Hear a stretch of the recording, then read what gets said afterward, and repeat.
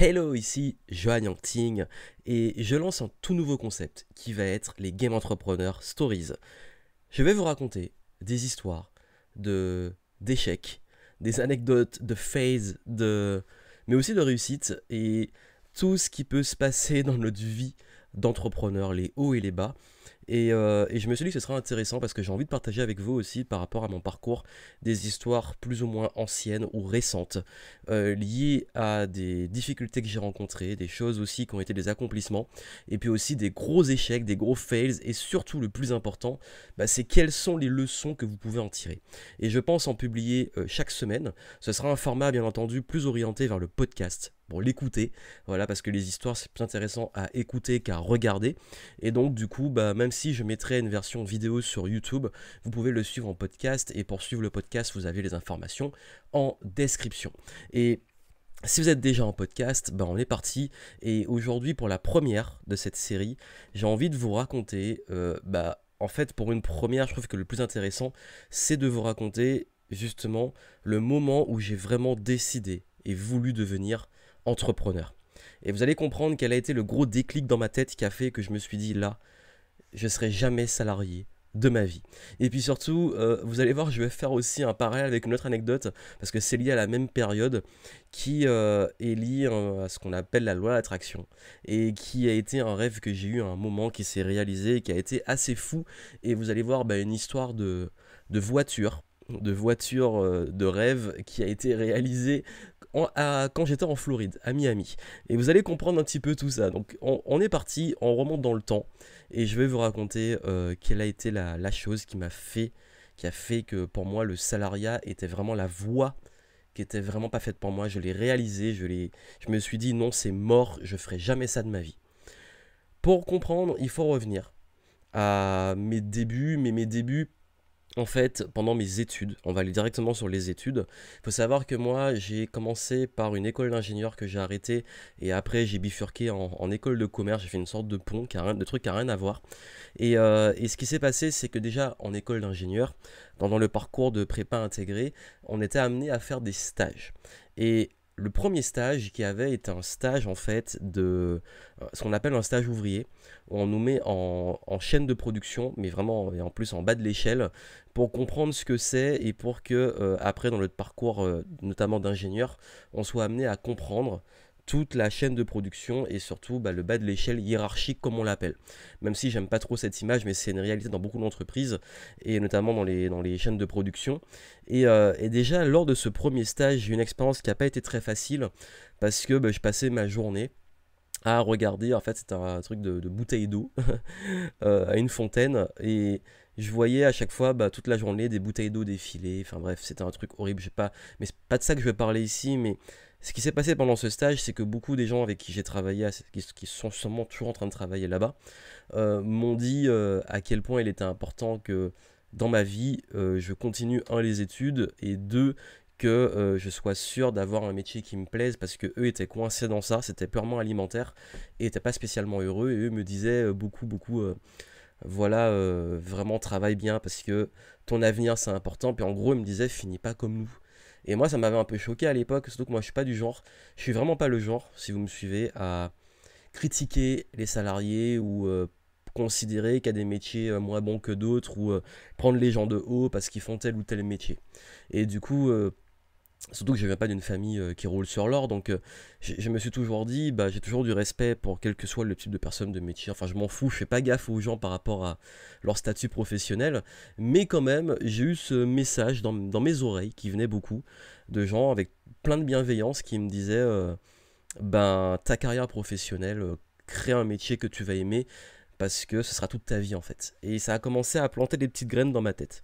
Et quelques années plus tard, je me retrouve en école de commerce, et je me retrouve à faire un stage de vente. Parce qu'en école de commerce, on a un stage qui est un stage sur la vente. Et le stage de vente, le concept, c'est que on doit apprendre à être en surface de vente, donc généralement sur le terrain, et vendre des produits ou services, peu importe, du moment que c'est de la vente. Et j'ai fait ce stage, donc durant c'était pendant la première année, mais c'est à niveau bac plus 3, donc c'est la première année d'études d'école de commerce après le bac plus 2, donc à niveau bac plus 3. Et durant cette année, on doit faire ce stage de, je crois que c'était un mois et demi, pendant la fin de l'année, en plus au mois de mi-novembre jusqu'à mi-décembre, enfin non même pas début novembre jusqu'à mi-décembre, pardon, et jusqu'à Noël en fait. Et c'est un stage de vente à une période qui est très forte, les fêtes de fin de l'année, où il y a beaucoup beaucoup de monde qui vont acheter des cadeaux et des trucs comme ça. Et j'ai fait ce stage dans une école, dans une école. De ce stage d'école, je l'ai fait dans une entreprise, qui est une entreprise, une chaîne qui est très connue en France, je vais pas dire le nom, et où je devais vendre, à la base je devais être au rayon informatique, et je me suis retrouvé à vendre des GPS. Voilà. Parce qu'en fait, le GPS était relié, enfin, téléphone mobile GPS était relié à l'informatique, comme dans beaucoup d'enseignes. Et bah moi, certains ont été en informatique, moi je voulais vendre des ordinateurs, je me suis retrouvé à vendre des GPS. D'ailleurs en plus maintenant, je sais même plus si ça se vend encore.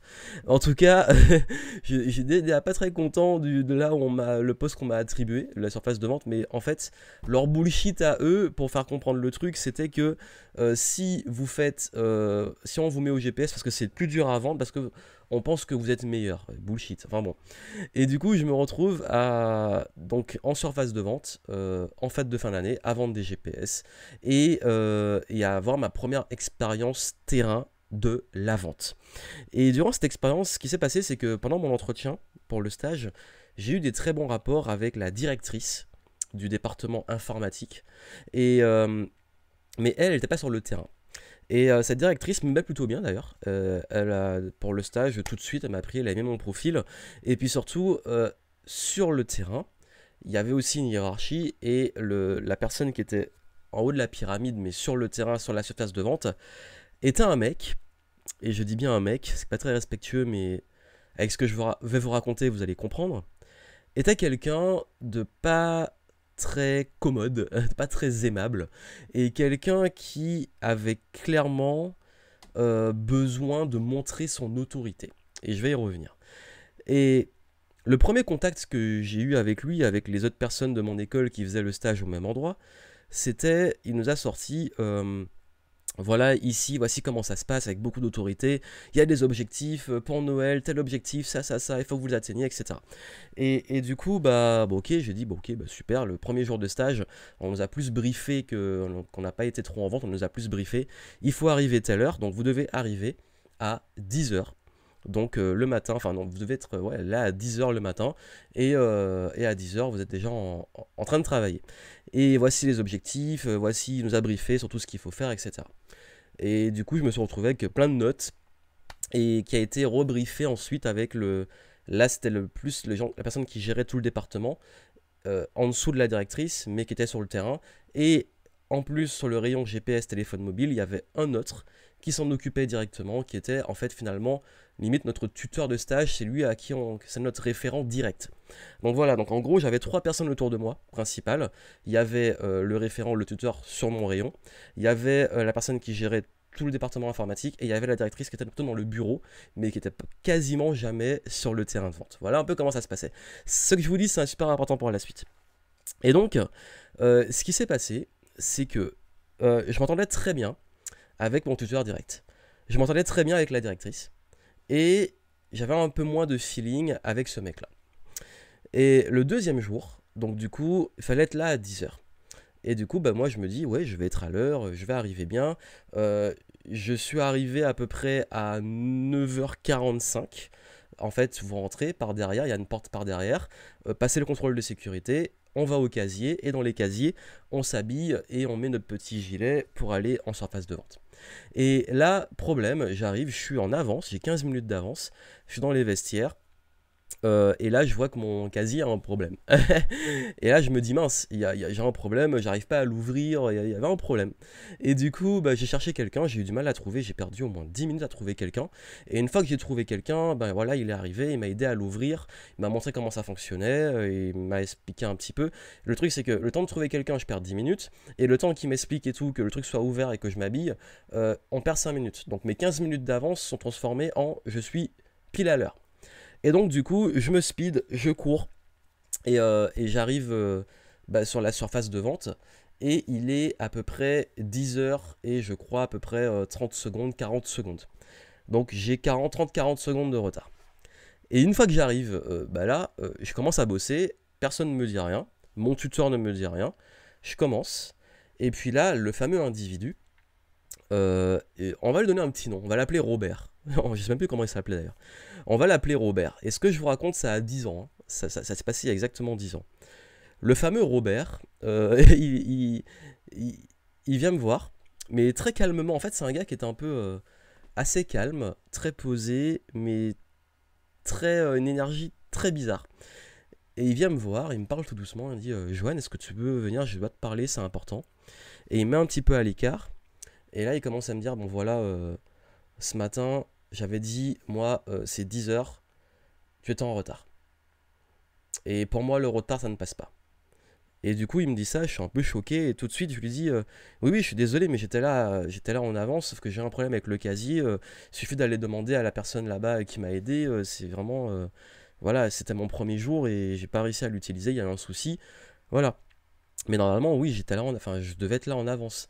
Et elle me dit non, mais ça, c'est pas mon problème. Tu dois savoir gérer, anticiper, être en avance en cas de problème. Euh, c'est pas 10 heures sur l'espace de travail, c'est tu es là à 10 heures moins 5 ou moins 10. Tu es en avance sur l'espace de travail. J'ai dit oui, oui, il n'y a pas de souci. Demain, enfin, le problème il est réglé. Demain, ça arrivera plus pendant le stage. Et il me dit de toute façon, c'est pas un problème puisque tu peux rentrer chez toi. Je te vire du stage. J'ai dit quoi? Et là, au fond de moi, j'ai une sorte de haine. Mais vous savez, mais la haine de l'injustice qui remonte. Et je me dis, putain, pour 30 secondes de retard, je suis viré de mon stage. Et pour l'anecdote, pour l'histoire, et je le raconte souvent, mon école m'a coûté plus de 30 000 balles. Et j'ai fait un prêt étudiant pour payer mes études. Si vous n'avez pas ce stage qui est validé, vous refaites votre année. Et une année, c'était à peu près entre 8 000 et 10 000 balles l'année. Et quand vous dites ça et que à cause, et là je vais le dire parce que c'est ce que j'ai pensé sur le coup, à cause d'un connard, je vais devoir refaire mes études. Ou peut-être même être viré de mon école. Et là, je suis entre l'envie de péter un câble et la raison qui me dit, bah de toute façon, qu'est-ce que tu veux faire? C'est lui qui décide et tu dois rester calme. Et là, quand même, je lui dis, bah écoutez, est-ce que je peux appeler l'école? Parce que là, en fait, si vous me virez du stage, ça fout en l'air mes études. Et puis encore une fois, je suis vraiment désolé. Enfin, c'est même pas pour dire que je suis arrivé vraiment en retard. C'était un problème exceptionnel. Et voilà. Et puis j'ai dit, bah, c'est un peu injuste. Enfin, donnez-moi au moins une chance, quoi. Et je sentais qu'au fond, il y avait un truc. Je sais pas. J'aime pas faire me victimiser, mais je pense que le mec ne m'aimait pas. Et j'expliquais sur la suite, ça s'est peut-être validé vraiment. Et en fait, ce qui s'est passé, qu'est-ce que j'ai fait? Ben, je lui ai dit, est-ce que je peux aller voir, parler à, on va l'appeler Jacqueline, je prends les noms vraiment pourris, la directrice. Est-ce que je parlais à Jacqueline? Parce que c'est elle qui m'a validé mon stage, c'est elle qui m'a prise et c'est elle qui décide. Il m'a dit non, non, non, non, c'est moi qui gère, c'est à moi, c'est moi qui suis censé, enfin, vous êtes sous ma responsabilité, c'est moi qui décide. Donc le mec a pris la hiérarchie.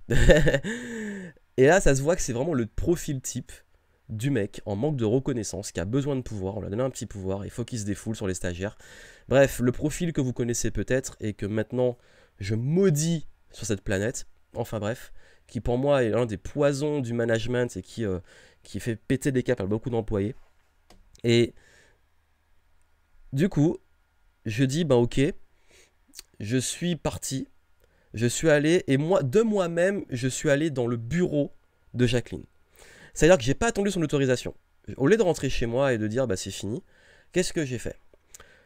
Je suis retourné dans le vestiaire, parce qu'en fait les bureaux, il fallait passer par le vestiaire. Je suis allé dans le bureau de Jacqueline, et j'ai dit à Jacqueline, bah voilà, en fait, il y a un tel, voici ce qui s'est passé ce matin, je suis vraiment désolé, voici ce qui s'est passé. J'ai donné les faits. Et la m'a dit que voilà, bah, je suis viré du stage, etc. Et elle, pour éviter de faire le coup du il y a un désaccord entre les trucs et tout, m'a dit bah oui, en fait, c'est vrai, notre politique, c'est qu'il faut être là en avance. Quand on dit à l'heure, c'est à l'heure. Voilà, mais bon, je vais voir ce que je peux faire. Et bah, du coup, on a appelé l'école, que c'est elle qui avait tous les documents et tout. On a dit ça à l'école, et l'école a dit bah écoutez, oui, on est désolé, de toute façon, c'est vous qui décidez, vous êtes l'entreprise, mais par contre, voilà, dans nos conventions de stage, dans le fait que si vous le virez de son stage, ben du coup, bah, il est en difficulté, il peut pas continuer ses études, etc. Donc ils ont vu qu'il y avait quand même un enjeu assez important, et que, voilà, en plus, j'étais pas salarié, j'étais stagiaire, donc il y a un moment, voilà.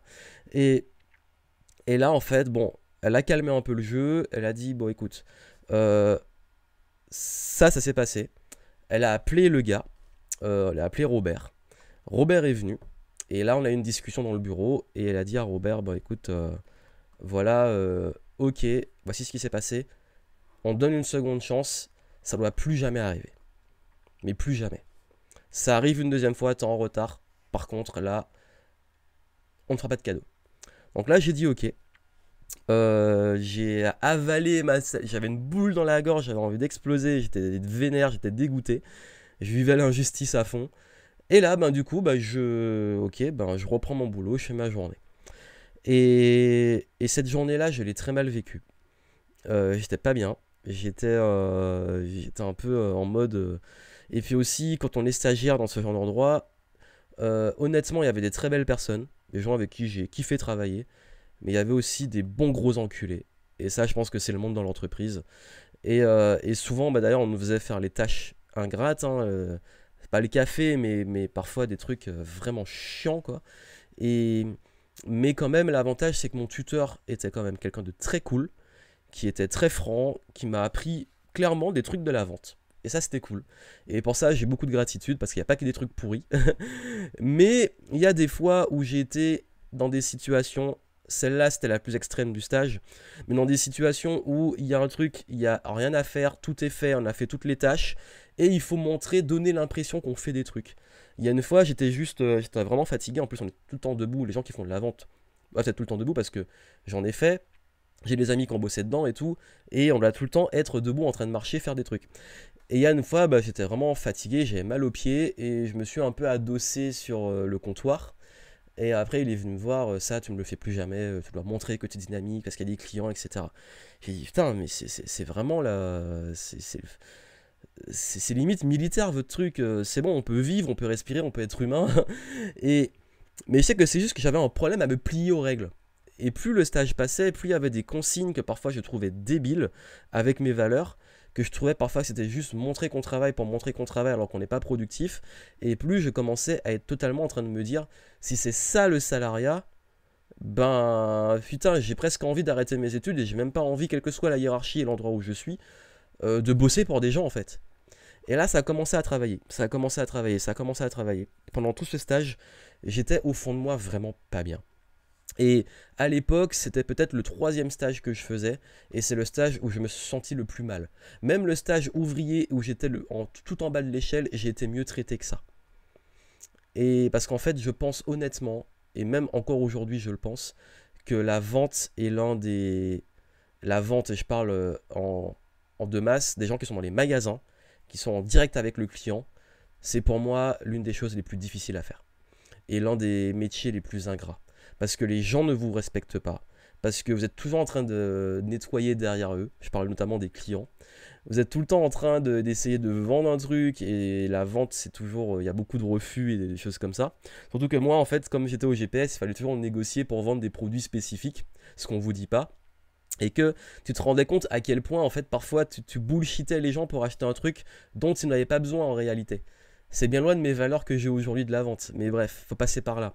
Et du coup, tout ça fait que il y avait une telle pression sur les objectifs, parce qu'on avait autant de pression que les salariés qui étaient là tout le temps. J'avais aussi un de mes amis, et c'est peut-être l'une des chances que j'ai eues, un de mes amis qui est toujours ami et tout, bon, je le vois beaucoup moins, mais qui travaillait aussi là, sur le même rayon, et qui est d'ailleurs très bon vendeur. Et l'anecdote, parce que je vous dis que le contexte, tout s'articule, aujourd'hui, je l'ai croisé il y a peut-être 2 ou 3 semaines, dans les rues de Bordeaux. Et il m'a dit, bah, je lui ai demandé, tu travailles toujours là-bas? Il m'a dit non, maintenant j'ai changé de travail, je travaille dans une autre boîte d'informatique, etc. Et non, en plus, il avait l'air saoulé, content de me dire, c'est bon, je travaille plus là et je suis content de plus bosser là. Et je dis, ah ouais, mais ça, entre-temps, il s'est passé quasiment 10 ans. Il a continué à bosser là encore 10 ans. Et quand j'y étais, je crois qu'il y bossait depuis au moins 10 ans. Je crois, je suis plus sûr. Mais en tout cas, c'est là où je me dis, ouais, ce passage de ma vie, et c'était, je crois que c'était le Noël 2008. Et ça correspond au moment où j'ai commencé à écrire mon premier article de blog. Vous avez vu que, quand je vous dis que c'était le début. Et à l'époque, en fait, ce qui s'est passé, c'est que j'ai fini mon stage. Et là où j'ai vécu à fond l'injustice et que j'ai vu que le mec ne m'aimait vraiment pas, parce que c'est lui qui a mis les notes. Et tous les autres, moi, en termes de score de classement, j'avais pété les scores. J'avais pété les scores et j'avais été très bon. Et les autres stagiaires de mon école aussi ont été très bons. Sauf que, ils ont eu des 18-17 et moi j'ai eu 16 pour mon stage. Et j'ai pas compris parce qu'on a atteint tous les mêmes objectifs, on a tous bossé comme il fallait, et la logique voudrait qu'on ait eu tous la même note en fait. Parce qu'en termes d'objectifs, on était bien, on était même au même niveau que les vendeurs. Donc du coup, le mec m'a mis une note moins bonne, on pourrait râler et dire ouais mais 16 c'est toujours bien, mais comparaison, m'a mis une note moins bonne que d'autres qui ont eu des résultats meilleurs ou moins bons que moi. Et là, je me suis dit, c'est ça le salariat, mais je comprends pourquoi il y a des gens qui pètent un câble. Et franchement, à la fin de ce stage, je me suis dit au fond de moi, plus jamais. Plus jamais. Je ferai jamais ça de ma vie. C'est mort. Et je peux vous dire que ça a travaillé. Et cette même année, l'avantage, c'est quand même on a été payé. Et on a même heureusement tous eu une prime. Au-delà de la note moins bonne qu'ils m'ont mis, on a tous eu la même prime. Et comme j'ai eu une prime au-delà des indemnités de stage, cette prime, qu'est-ce que j'ai fait? Bon, c'était vraiment que dalle. Hein. Je vous dis en toute transparence, à l'époque, normalement le minimum pour les stages c'est 400 euros, je crois. Et du coup, comme il y avait un mois et demi ou 2 mois, enfin je sais plus, c'était un mois et demi, je crois, ouais, c'est bien ça. Donc du coup, il y avait à peu près, on devait avoir peut-être 600 euros. Et ils ont donné une prime. En tout, je crois que j'étais à 800-900 euros. À peu près 880, un truc comme ça, bref. Donc du coup, on va dire on arrondit à 900. Tu gagnes 900 euros, t'es étudiant, t'as fait un stage d'un mois et demi, t'es méga content. Et moi, je me suis dit, bah, cet argent-là, je vais l'utiliser et je vais partir en voyage. Et du coup, je suis allé à Miami, en Floride. Le stage s'est fini en décembre. Et je suis allé en Floride et j'ai booké un billet pour février. C'était mon cadeau de Noël, en fait. Et du coup, quand je suis allé en Floride, à l'époque, j'ai loué une voiture. Et comme j'avais pas beaucoup, forcément, je roulais pas sur l'or, j'ai décidé de prendre les premiers prix. Et sachant qu'en Floride, ça coûte vraiment rien de louer une voiture. Je crois que ça m'a coûté même pas 100 ou 200 dollars la semaine. Le seul truc, c'est que comme à l'époque j'avais moins de 21 ans, ça coûtait plus cher. Quand vous avez moins de 21 ans ou moins de 25 ans, enfin bref, je sais plus. Quand vous n'avez pas l'âge suffisant, en tout cas, vous devez payer un supplément pour les assurances. Donc du coup, bon, j'ai payé quand même plus cher, mais ça allait encore. Et la voiture que j'ai eue, c'était une coccinelle jaune. Une Volkswagen coccinelle jaune. Je sais pas si vous imaginez le truc. Et d'ailleurs, même les Américains là-bas se foutaient de moi. Je me rappelle, je passais à un péage et la dame était morte de rire et elle m'a dit que ma voiture c'était comme une yellow banana. Une, voilà, une grosse yellow banana, une grosse banane jaune. Et elle se foutait de moi. Et même moi, j'en rigolais. Enfin, j'ai dit c'était marrant. Et à l'époque, je me disais un truc, c'est que je disais, bah en fait, là en Floride, j'ai une coccinelle jaune. Mais mon rêve, et je voyais à côté passer, c'est d'avoir une Mustang rouge comme là-bas. La prochaine fois que je viendrai en Floride, j'aurai une Mustang décapotable rouge comme ça. Et bah, je voulais raconter. L'année dernière, au moment où j'enregistre là, quand je suis allé en Floride, quand je suis arrivé à l'entreprise, c'était Enterprise, Rent-A-Car. Quand je suis arrivé, je savais pas quelle voiture j'allais avoir. Et parce qu'en fait, vous pouvez pas choisir précisément la voiture. Et la dame, elle marche, je la suis, et elle va vers une Mustang rouge décapotable. Et là, je me dis, waouh, j'avais visualisé que la prochaine fois que je venais en Floride, j'aurais une Mustang rouge décapotable.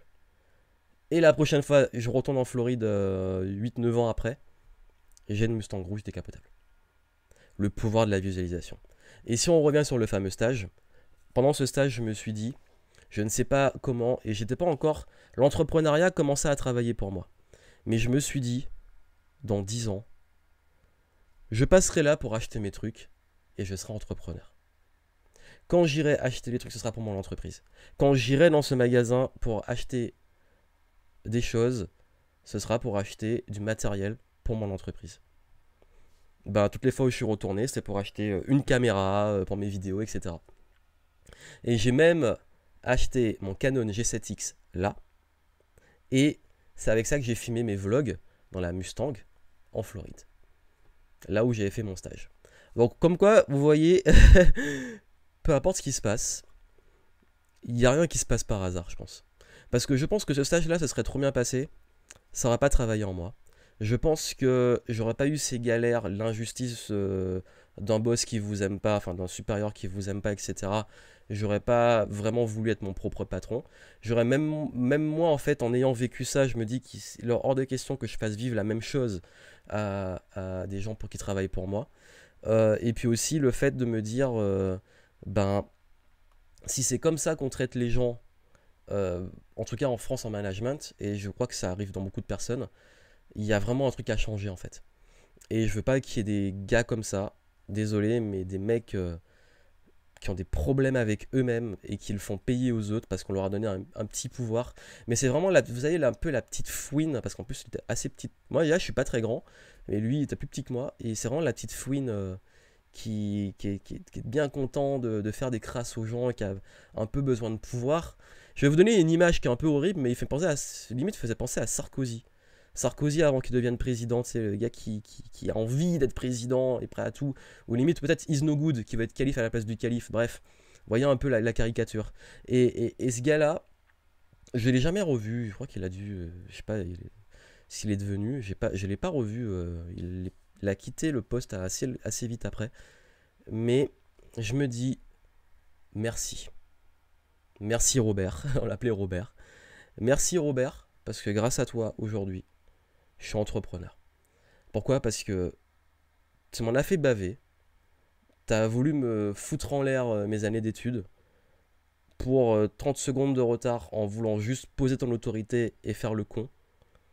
Et ben aujourd'hui, moi, je travaille où je veux, quand je veux.